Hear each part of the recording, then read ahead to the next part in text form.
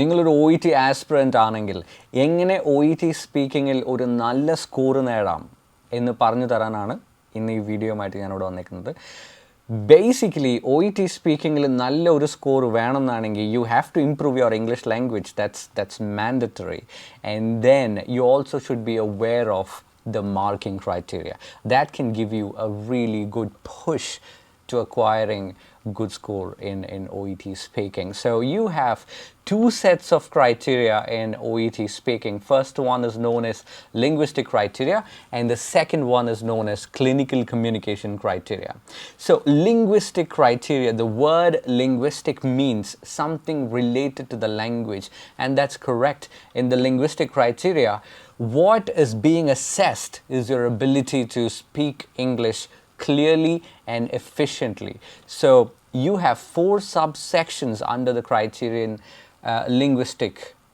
Okay, so you have intelligibility, you have fluency, you have appropriateness of language, and then you have resources of grammar and expressions. Now let's take a closer look at each individual section and try to understand what exactly it means. Intelligibility means the clarity. Okay, so under the section they actually look at your clarity of speech, basically your pronunciation and how clear are you when communicating with the patient, and also prosodic features like stress, intonation, rhythm. All these are being assessed. All right, so that is mandatory. And also you don't have to copy American accent or Brit accent. You can just speak naturally. We all have a little bit of mother tongue influence when we speak another language. Okay, so the presence of your first language is absolutely fine as long as it doesn't interfere with the clarity of your speech. So you should practice on pronouncing the words clearly.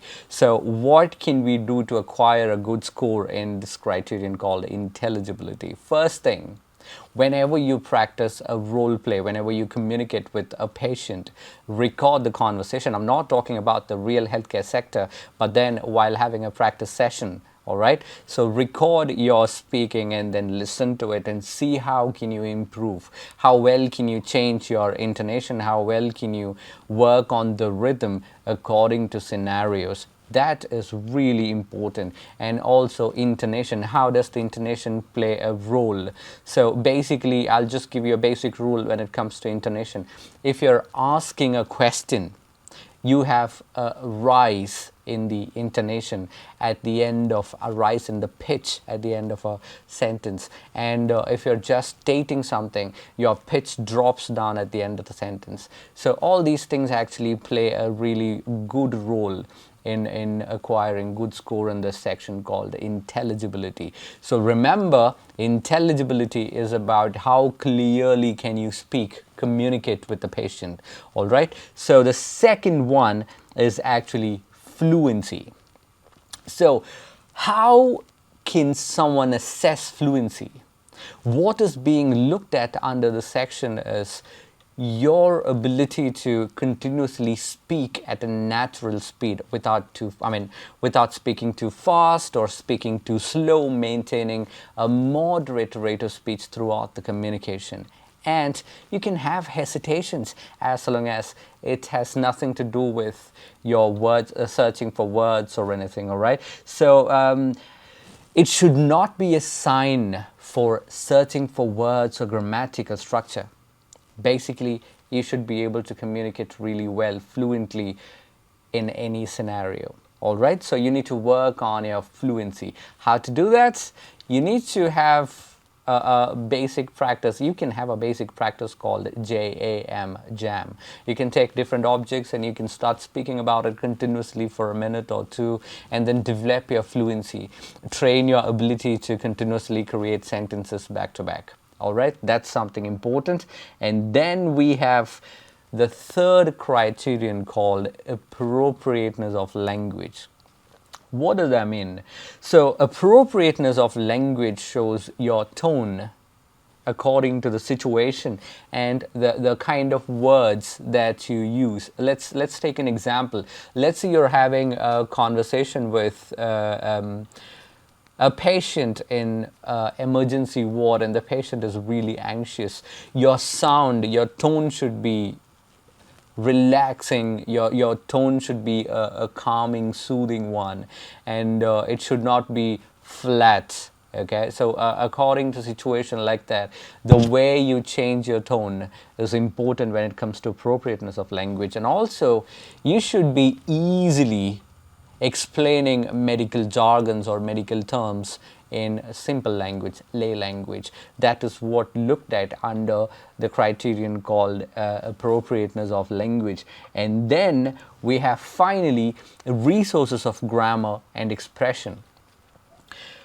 So we all know about grammar. So when it comes to assessing, when it comes to scoring maximum, you should exhibit rich and flexible set of grammatical expressions, and you should be easily using all these things. You should be flexible when it comes to grammar. That's the most important thing. And also you should have a wide range of vocabulary, and the sentences that you use should be precise, accurate, and flexible. I mean, you should be flexible in a wide range of vocabulary. Okay, and if you're using any idioms, you should be confident, and the idioms should be natural. If you are aiming for the maximum score in grammatical range and accuracy. So these are the 4 subsections under the criterion called linguistic criteria. Okay, so let's go back and then take a closer look at it. Intelligibility, fluency, appropriateness of language, and then resources of grammar and expression. Okay, these are the 4 subsections under the criterion called linguistic criteria. So basically you have maximum 6 marks for each subsection. That means you have almost 24 marks for linguistic criteria. Okay, so to get maximum score, you should know how to improve whatever is lacking in your speech. For that, it is important that you communicate with the mentor who can assess your quality of the language and then find out what is missing and how to work on it. All right, so if you want high quality training and if you want correct feedback and mentoring, feel free to get back to us. Feel free to get in touch with us. This is English House, and we are an official OET preparation provider. English House. English at your fingertips.